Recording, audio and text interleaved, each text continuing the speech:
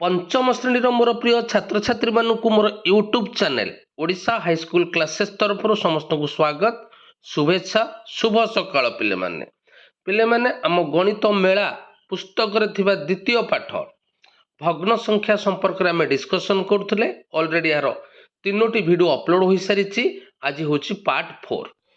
आज ए वीडियो रे समहर विशिष्ट भग्न संख्या मध्य तुलना करबा। तेज भिडियोटी आरंभ करने पूर्व समस्त को अनुरोध रखी जो मैंने मो चैनल नुआ मात्र एपर्यंत मो चैनल को सब्सक्राइब करना हो चैनल को सब्सक्राइब कर दियो, वीडियो को लाइक कर दियो, वीडियो को बहुमात्रा रे तुम सांग मान सहित शेयर कर दियो। तेज डेरी करबानी आस आज भिडियोटी स्टार्ट करबा। समहर विशिष्ट भग्न संख्या मध्य तुलना। सबिता और सामी गोटे बादाम पेड़ा को सेमानक मध्य बांटिले। सबिता 1 विभक्त 3 और बड़का थिबा बादाम पेड़ा सामी खाइला जहाँकि 2 विभक्त 3। तेबे किए अधिक खाइला? तेबे लक्ष्य कर पिले जो बादाम पेड़ा थिला ताकू समान 3 भाग विभक्त करा जायछि। बुझिला तो? तेणु प्रत्येक भाग 1 विभक्त 3 बुझी पाइल। तेणु एई दिक खाइला किए ना सबिता, एई बादाम दिक खाइला सबिता। बुझी पाइल जार अंश होची 1 विभक्त 3। आउ जो बड़का रहिला 2टी अंश ताकू किए खाइला ना सामी। यार अंश होची केते ना 2 विभक्त 3। वर्तमान तमे चित्र देखिकी कुह एठी 1 विभक्त 3 अंश बड़ हबो ना 2 विभक्त 3 अंश? जेहेतु दीटा रहिछि तेणु निश्चिंत भाव में आमे कहिबा 2 विभक्त 3 टा 1 विभक्त 3 ठारू अधिक। ता माने किए अधिक बादाम खाइला? निश्चिंत भाव में सामी अधिक बादाम खाइला। समस्ते बुझी पारलो? अच्छा, ए दुईटा जाक भग्नांश को आम तुलना कला बेले प्रथमे देखिबा जे दुईटी जाक भग्नांशर कौन समान अछि। पिले कौन समान अछि ना हर। तेणु एहाकू कहिबा समहर विशिष्ट भग्नांश। तेबे एथुर आमे कौन जानिले ना समहर विशिष्ट भग्नांश मानकू तुलना कला बेले आमे देखिबा जार लब बड़ से भग्नांशटी बड़। समस्त भल से बुझ, जार लब बड़ से भग्नांशटी बड़। कार लब बड़ ना 2 विभक्त 3 लब बड़? तेणु एठारे 2 विभक्त 3 टा बड़, 1 विभक्त 3 टा सान। देख मु तुमको आउ गोटे चित्र माध्यम रे बुझाऊछि। मन कर पिले गोटे रुटी अछि, मुआको समान 4 भाग कली। एथुरु मु गोटे भाग नेली। बुझेला तो? तेणु गोटे भाग केते हैला ना 1 विभक्त 4। सेही रुटी को मु से समान रुटी को मु 4 भाग करिकी 3 भाग नेली। बुझेला? 3 भाग नेली। तेणु जो 3 भाग नेली ए चित्रित अंश केते हैला ना 3 विभक्त 4। बुझी पाइल तो? तबे मते कुह केउ रुटी खंड को अधिक हबो? एठी 1 विभक्त 4 नेली, एठी नेली 3 विभक्त 4। तबे निश्चिंत भाव में एठारे 3 विभक्त 4 टा बड़ हबो 1 विभक्त 4 ठारू। समस्ते बुझी पारलो? दीटा जाक भग्नांश होची समहर विशिष्ट भग्नांश एवं एहार हर जेहेतु समान अछि जହାର लब बड़ सेई भग्नांशटी बड़ हबो। तेणु एठारे 3 विभक्त 4 बड़ 1 विभक्त 4 सान। समस्ते बुझी पारलो? बेसिक जिनिस समस्ते जानी पारलो? समहर विशिष्ट भग्नांश तुलना कला बेले जो भग्नांशर लब बड़ से भग्नांशटी बड़। तेबे आस आमे गोटे देइछि आस कामटी करिबा। बुझेला? तुलना देइछि जे ग्रेटर दान एवं स्मॉलर दान। तेबे देखिबा 1 नंबर क प्रश्न को जिबा। 1 नंबर क प्रश्नटी कौन देइछि ना 1 विभक्त 4 3 विभक्त 4 मध्य किए बड़ किए सान तुलना करिबा। तेबे लक्ष्य कर ए दुईटी जाक होची समहर विशिष्ट भग्नांश। आमे एबे बेसिक कॉन्सेप्ट मन रखिले जे जହାର लब बड़ से भग्नांशटी बड़। तेबे एठारे 3 विभक्त 4 रे लब 3 बड़, तेणु करी एठी 3 विभक्त 4 टा बड़। प्रश्न को जिबा 3 विभक्त 5 4 विभक्त 5 तेणु हर समान अछि। तेबे देख 3 बड़ ना 4 बड़ ना 4 बड़? तेणु एठारे 4 विभक्त 5 बड़। 5 ବିଭକ୍ତ 7 2 ବିଭକ୍ତ 7 ହର ସମାନ ଅଛି। ଦେଖ କାହାର ଲବ ବଡ଼ ନା 5 ବଡ଼, ତେଣୁ ଏଠି 5 ବିଭକ୍ତ 7 ବଡ଼। 7 ବିଭକ୍ତ 8 3 ବିଭକ୍ତ 8 ହର ସମାନ ଅଛି। ଦେଖ ଲବ 7 ବଡ଼, ତେଣୁ ଏଠାରେ 7 ବିଭକ୍ତ 8 ବଡ଼। 5 ବିଭକ୍ତ 10 6 ବିଭକ୍ତ 10 ହର ସମାନ ଅଛି, ତେଣୁ ଏଠାରେ 6 ବଡ଼, ତେଣୁ 6 ବିଭକ୍ତ 10 ବଡ଼। 2 ବିଭକ୍ତ 6 1 ବିଭକ୍ତ 6 ହର ସମାନ ଅଛି।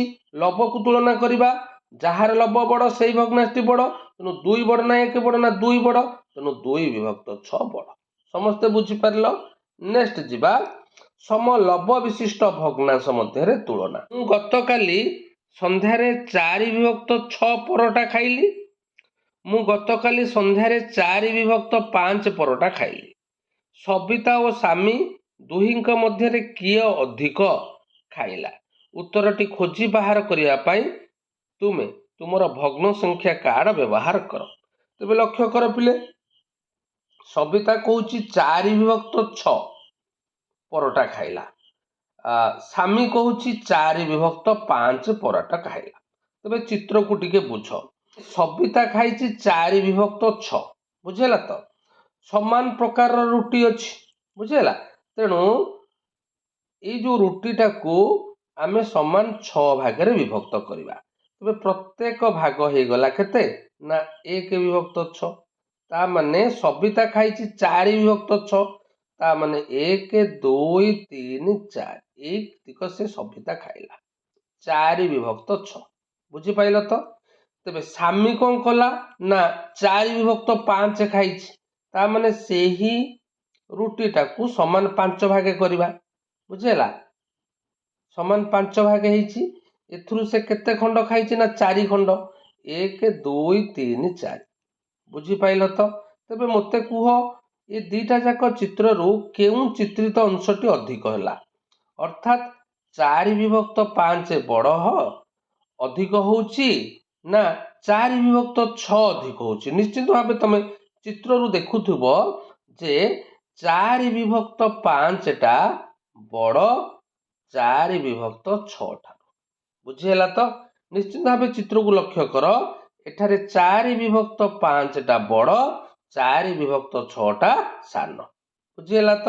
ତେବେ ନଜର କର, ଏଇ ଦୁଇଟି ଭଗ୍ନାଂଶକୁ ଆମେ ସମଲବ ବିଶିଷ୍ଟ ଭଗ୍ନାଂଶ କହିବା, କାରଣ ଏହାର ଲବ ସମାନ ଅଛି। ବୁଝିହେଲା ତ? ତେଣୁ ଯେତେବେଳେ ଆମେ ଦୁଇଟି ସମଲବ ବିଶିଷ୍ଟ ଭଗ୍ନାଂଶକୁ ତୁଳନା କରୁଥିବା, ହର ମଧ୍ୟରେ ତୁଳନା କରିବା। ଯାହାର ହର ସାନ ସେଇ ଭଗ୍ନାଂଶଟି ବଡ଼। ମନେ ରହିଲା? ଆମେ ଏହା ପୂର୍ବରୁ ସମହର ବିଶିଷ୍ଟ ଭଗ୍ନାଂଶ ତୁଳନା କରିଥିଲେ। ଯାହାର ଲବ ବଡ଼ ସେଇ ଭଗ୍ନାଂଶଟି ବଡ଼, କିନ୍ତୁ ଏଇଟା ତାର ଓଲଟା, ଯାହାର ହର ସାନ ସେଇ ଭଗ୍ନାଂଶଟି ବଡ଼। କ୍ଲିୟର ହେଲ? ମୁଁ ତମକୁ ବୁଝେଇ ଦଉଛି। ମନେକର, ତେବେ ପିଲେ ଲକ୍ଷ୍ୟ କର, ମୁଁ ଦୁଇଟି ସମାନ ଚିତ୍ର ନେଇଛି, ଆକୁ ମୁଁ 3 ଭାଗ କରୁଛି। ବୁଝିହେଲା ତ? ଆକୁ ସମାନ 3 ଭାଗ କଲି, ଆକୁ ସମାନ ମୁଁ 4 ଭାଗ କଲି। ବୁଝିହେଲା ତ? ତେଣୁ ଏହାର ପ୍ରତି ଭାଗ, ଏଇ ଖଣ୍ଡଟା କେତେ ହବ ନା 1 ବିଭକ୍ତ 3। ଆଚ୍ଛା, ଏଇ ଖଣ୍ଡଟା କେତେ ହବ ନା 1 ବିଭକ୍ତ 4। ବୁଝିହେଲା ତ? ଗୋଟିଏ ଚିତ୍ରକୁ ଆମେ 3 ସମାନ ଭାଗ କରିକି ଗୋଟେ ଭାଗ ନେଲେ 1 ବିଭକ୍ତ 3, ଏବଂ 4 ସମାନ ଭାଗ କରିକି ଗୋଟେ ଭାଗ ନେଲେ, ତା ମାନେ 1 ବିଭକ୍ତ 4। ତେବେ ଏଇଠି ମତେ କୁହ କେଉଁ ଭାଗଟି ବଡ଼ ହବ?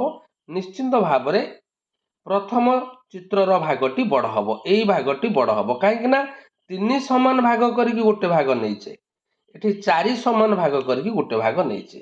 ତା ମାନେ ଏଠି 1 ବିଭକ୍ତ 3 ବଡ଼, 1 ବିଭକ୍ତ 4 ସାନ। ସମସ୍ତେ ବୁଝିପାରିଲ?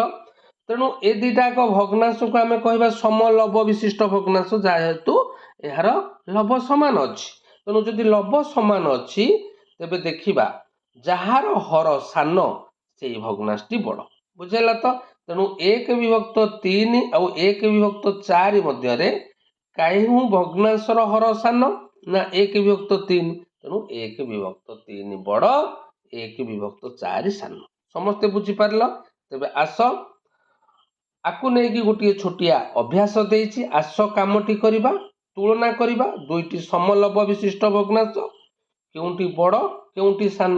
ତେବେ ଲକ୍ଷ୍ୟ କର ପିଲେ, प्रथम प्रश्न देइछि 3 विभक्त 8 3 विभक्त 7 तेबे ए दुईटी जाक भग्नांशर लब समान अछि तेबे हर को तुलना करिबा जो हरटी सान से भग्नांशटी बड़ तेबे 8 आउ 7 बुझेला 8 7 मध्य केउटा सान ना 7 सान 8 बड़ तेणु आमे कौन कहले ना जार हर सान से भग्नांशटी बड़ तेणु करी एठारे 3 विभक्त 7 बड़ बुझेला तो।